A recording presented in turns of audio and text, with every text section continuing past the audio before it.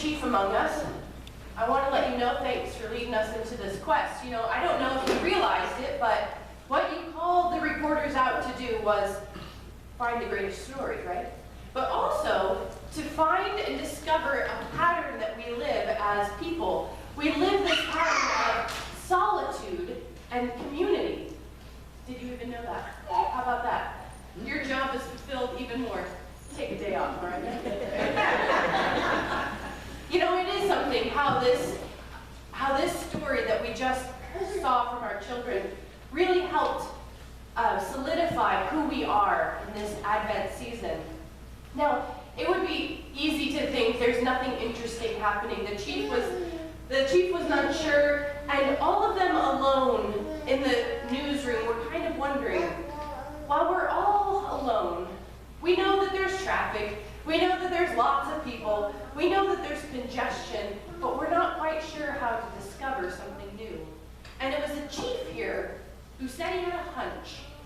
Those hunches are real, and I think some of us use the word nudges, sometimes even God nudges. I had a pastor once who called them God incidences, where that thing that you've been thinking about or been called by is fulfilled in this incredible way beyond your imagination.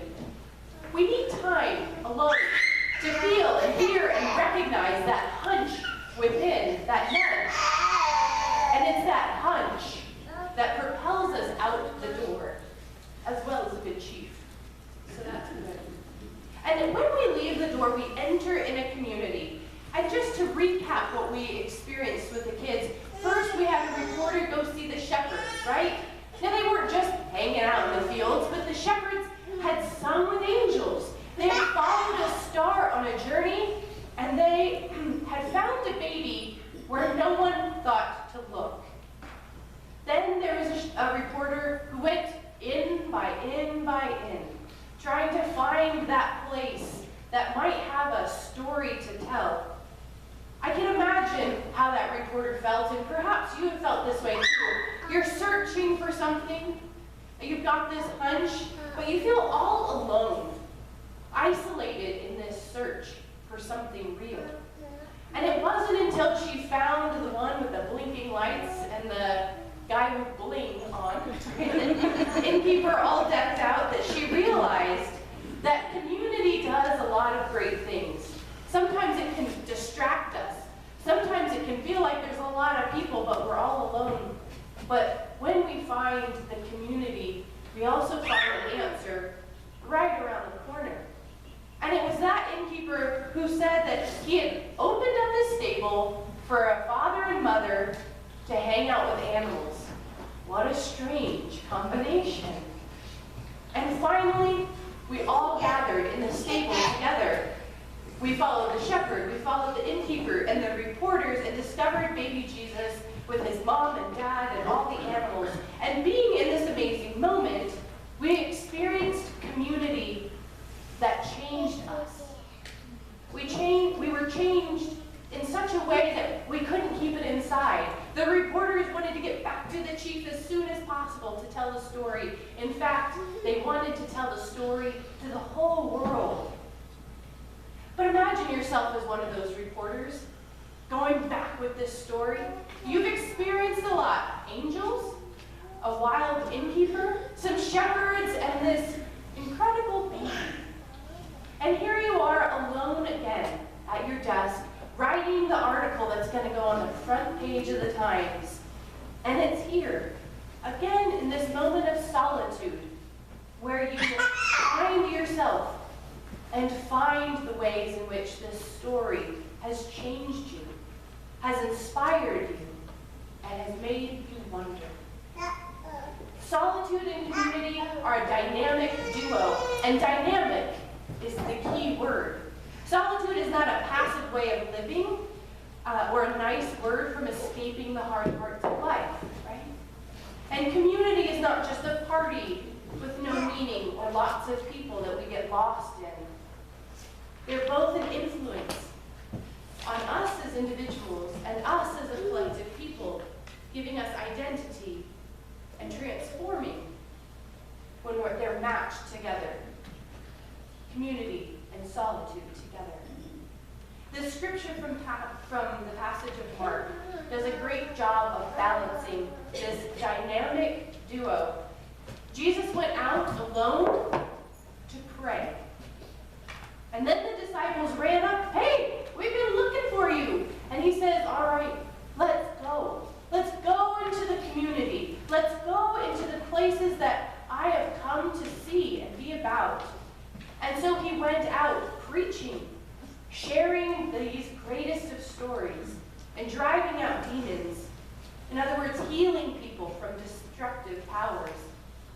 Jesus fully embraces time and intention to connect with God in solitude. And he fully engages with the community by sharing stories and restoring people to each other. Our Advent devotional that we've been using throughout this Advent season has captured this dynamic duo in play. First, in solitude. Henry Nouwen expressed this experience as a space that allows each of us to discover all that we are, given out of God's love. We're connected to this sweet and enduring relationship with God, and it's an intimacy that becomes the way of being with ourselves and with God. He says, "When intimacy is rooted in solitude, you become persons to each other." The Latin word "persone," which means a sounding through, speaks to this intimacy.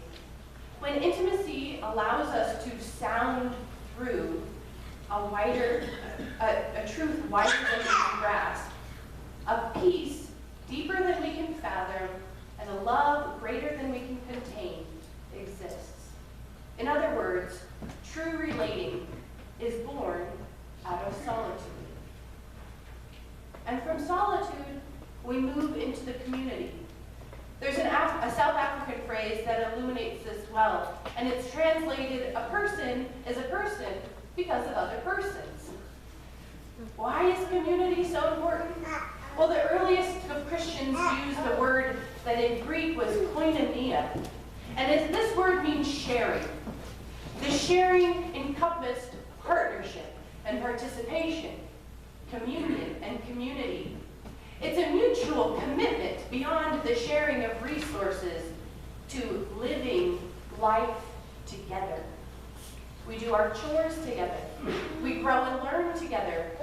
We make mistakes and go through hard times together. We're accountable to one another, and we forgive one another.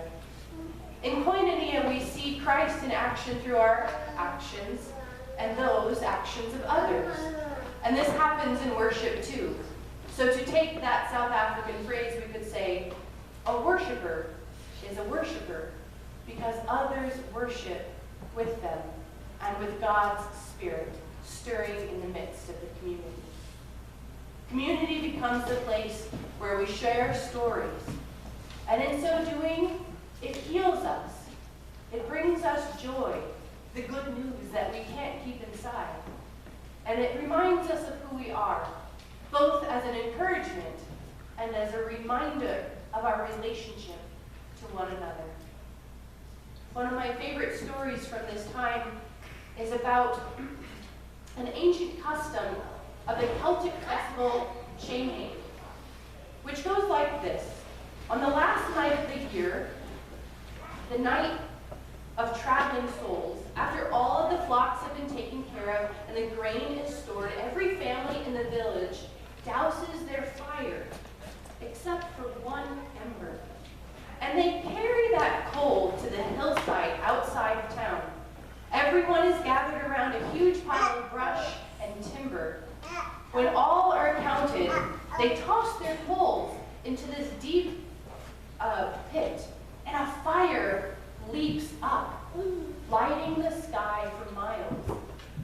They watch it burn late into the night, their faces lit up by the flame, and they tell all the old stories about how they have come to be here and how it is going for them in life and whom they've lost that year and how hard it is to live without them and how precious it is to live this day. And tonight, night, they remember they're together again. In the deepest part of the night, they talk and they gather around this flaming fire pit. And after the children have gone to sleep and the fire calms itself again and is reduced to a bed of coals, each family nudges out another ember, puts it in their bucket, and heads home to rekindle their own fire before going to bed. Walking down the hill toward home, they look to be a shower of falling stars, bearing their light and heat into the world. Tomorrow will be the first day of winter, but they are ready.